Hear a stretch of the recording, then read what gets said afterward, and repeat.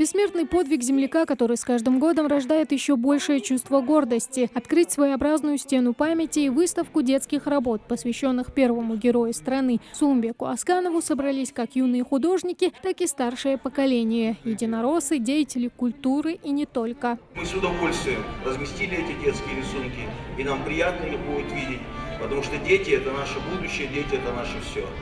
О жизни своего земляка Микаил Кадзоев знает только из учебников истории и рассказов старших, но очень мечтает быть похожим на него. На своей картине я изобразил самолет Сулумбека Асканова, который пролетает через круг Республики Ингушетия. Поставил там разные фотографии, когда он родился, там немного биографии, как выглядел его самолет. Я горд, что являюсь соотечественником этого героя, того, кто не пожалел своей жизни, чтобы спасти других. Порядка 20 работ и 5 участников, все призеры и победители. Эта выставка картин – часть республиканского флешмоба, приуроченного к 29-й годовщине гибели и героического подвига Сулумбека Асканова. На Зрановской художественной школе такое значимое событие, считают, не имели права пропустить. Так как был запущен флешмоб по республике, и мы решили тоже поучаствовать. Руководство аэропорта пошло нам навстречу, выделило для нас место. Мужчина с благородной душой, который пожертвовал самым дорогим, что может быть у человека – жизнью. И здесь все от мала до велика убеждены в том, что он не умер, а лишь шагнул в бессмертие. Легендарная и выдающаяся личность истории ингушского народа. Герой России.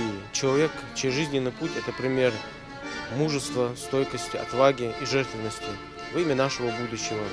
Он жертвуя своей жизнью, подарил жизнь многим другим людям, хотя мог бы остаться в живых.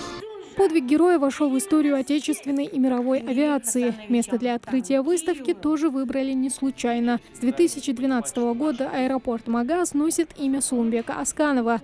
Перед входом в воздушную гавань также красуется монумент. Точная копия его истребителя МиГ-29. Улетающие, прилетающие, провожающие, они будут смотреть, им будет это все интересно, это красиво. И оно сочетается с этим уголком имени героя Асканова. Аэропорт, работники, и мы гордимся тем, что мы аэропорт имени такого великого человека, героя России, генерала Асканова. Мы горды и постараемся оправдать звание. Человек умирает лишь тогда, когда умирает память о нем. Имя же Сулумбека Асканова в памяти народной останется навсегда. А выставка детских рисунков станет еще одним напоминанием ныне живущим о его примере, как надо жить и какой след оставлять в сердцах. Тамара Хшагульгова, Акрамат Дасхоев, Новости 24.